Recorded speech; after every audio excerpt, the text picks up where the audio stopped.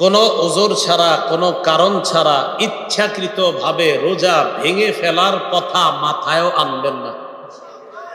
কি বললাম? কোনো কারণ ছাড়া, কোনো ওজর ছাড়া, কোনো অসুস্থতা ছাড়া রোজা ভেঙে ফেলার চিন্তাও মাথায় আনবেন না ইনশাআল্লাহ। মনোযোগ সহকারে একটা হাদিস শুনেন। আল মুস্তাদরাক লিল হাকিমের মধ্যে হাদিসটা আছে, সহিহ ইবনে হিব্বানের মধ্যে আছে। قال رسول الله صلى الله عليه وسلم, নবীজি বলেন, বাইনামা আনা নাইমুন, আমি ঘুমিয়েছিলাম, আতানি রাজুলান,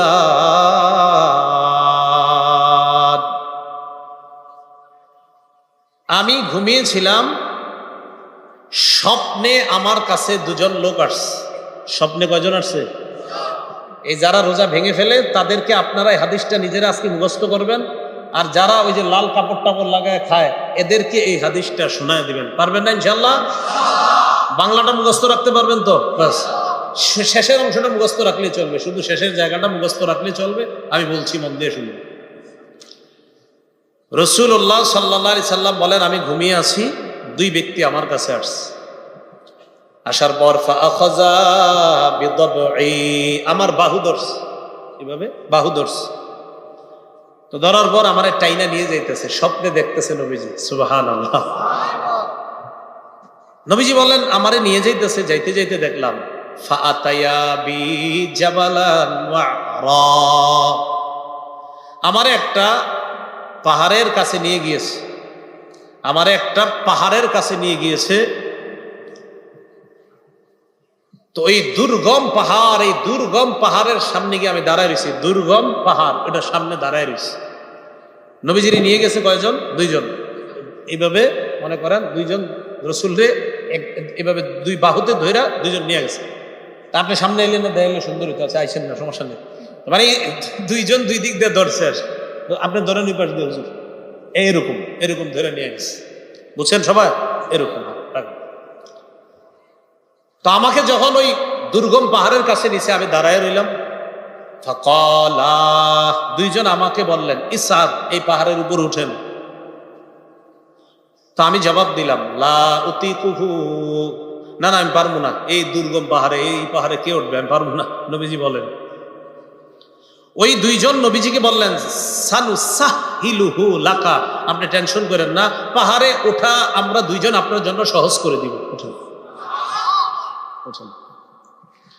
রাসূলুল্লাহ সাল্লাল্লাহু আলাইহি সাল্লাম বলেন, আমি ঘুমিয়েছিলাম, স্বপ্নে দুই ব্যক্তি আমার কাছে এসেছে, আমার দুই বাহু ধরে আমাকে টেনে নিয়ে গেছে, দুর্গম একটা পাহাড়ের কাছে আনছে।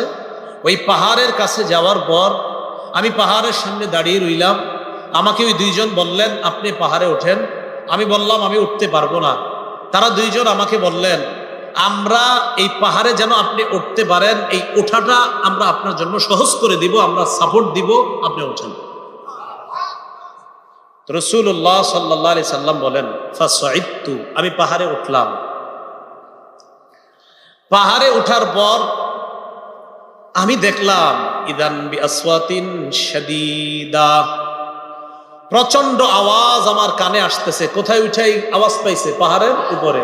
রাসূলুল্লাহ সাল্লাল্লাহু আলাইহি সাল্লাম বলেন, হাত্তা ইদা কুনতু ফি সাওয়াইল জাবাল, যখন পাহাড়ের মাঝামাঝি জায়গায়, সমতল জায়গায় গেলাম, সেখানে গিয়ে ইদান বিআসওয়াতিন শাদীদা, প্রচুর আওয়াজ শুনলাম, ভয়ঙ্কর আওয়াজ, চিৎকারের আওয়াজ আমার কানে আসছে। ফাকুলতু মা হাযিহিল আসওয়াত, আমি প্রশ্ন করলাম, এগুলা কিসের আওয়াজ? ওই দুইজন জবাব দেয়, ওয়া আহলিন নার, এগুলা জাহান্নামীদের চিৎকারের আওয়াজ। নবীজি বলেন, সুম্মান তালাকাবি, এরপর আমাকে সামনের দিকে নিয়ে যায়, যাইতে লাগলাম। যাইতে যাইতে ফাইদা আনা বিকাউমিন মুআল্লাকিনা বিআরাকিবিহিম মুশাক্কাকাতিন আশদাকুহুম, যাইতে যাইতে হঠাৎ আমি একদল মানুষের সামনে গেলাম, তাদের দিকে তাকায় দেখলাম পাগুলা উপরের দিকে বেঁধে রাখা, পাগুলা বেঁধে রাখা, মাথা নিচে। আর কি দেখেন? পা উপরে মাথা নিচে। মুশাক্কাকাতিন আশদাকুহুম, এই দুই পাশের যে দুই গাল, এই দুই গাল করাত দ্বারা চিরতেছে। উপরে পাগুলা, নিচে ঝুলন্ত, এইভাবে আপনার গাল ছিঁড়তেছে।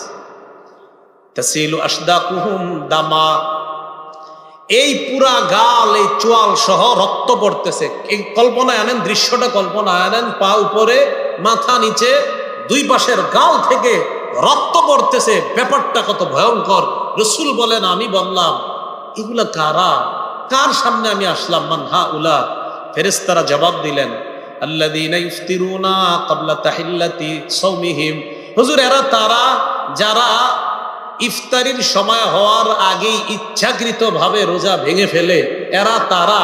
আর যারা রোজা রাখে না তাদের অবস্থা তো আরো ভয়ঙ্কর। রাসূল বলেন, একদল হুজুর ইচ্ছাকৃতভাবে রোজার সাথে তামাশা করে, ইচ্ছা করে রাখা, মন চায় আমি রাখবো, মন চায় রাখবো না, ইচ্ছা করে যারা ভেঙে ফেলে, এদের এই অবস্থা, এটা চলতেই থাকবে। পাগুলা উপরের দিকে দেওয়া, মাথা নিচের দিকে দেওয়া, দুই পাশের গাল বেয়ে বেয়ে রক্ত পড়তেছে। এরা কারা? যারা ইচ্ছাকৃতভাবে রোজা ভেঙে ফেলে। তাহলে অবস্থাটা কত ভয়ঙ্কর। তো পর্দার আড়ালে যারা খায় এদেরকে একটু বলবেন সে তোমার অবস্থা কি ভয়ঙ্কর হবে, একটু চিন্তা করো। আল্লাহ কথাগুলো বোঝার তৌফিক দান করো। রাসূলুল্লাহ সাল্লাল্লাহু আলাইহি ওয়াসাল্লামের এই হাদিস থেকে আমরা বুঝলাম, রোজা ভাঙা দূরের কথা, রোজা ভাঙার চিন্তাও মাথায় আনা যাবে না। আব্দুল্লাহ ইবনে মাসউদ রাদিয়াল্লাহু তাআলা আনহুর বর্ণনা কি বলে দেখেন। তিনি বলেন, মান আফতারা ইয়াওমান মিন রমাদানা মুতাআম্মিদান মিন গায়রি সাফারিন ওয়ালা মারাদিন, কোন ব্যক্তি যদি ওজর ছাড়া ইচ্ছাকৃতভাবে রমজানের একটা রোজা ভেঙে ফেলে, কয়টা? কিভাবে? ইচ্ছাকৃতভাবে। লাম ইয়াকজি আবাদা ওয়া ইন সামাদ দাহরা কুল্লা, সে ওই এক রোজার বিনিময়ে যদি সারা জীবনও রোজা রাখে, তাও ওই রোজাটার হক আর আদায় হবে না। যদিও এক রোজার কাফারা আছে, 60টা রোজা রাখা, কিন্তু কাফারা।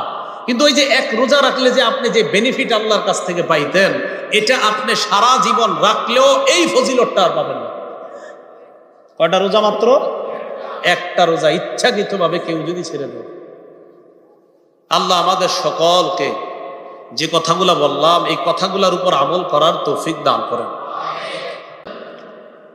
সাহারি খাবেন, সাহারির মধ্যে বরকত আছে। ক্বালা রাসূলুল্লাহ সাল্লাল্লাহু আলাইহি ওয়াসাল্লাম, তাসাহহারু ফাইন্না ফিস সাহুরি বারাকাতান।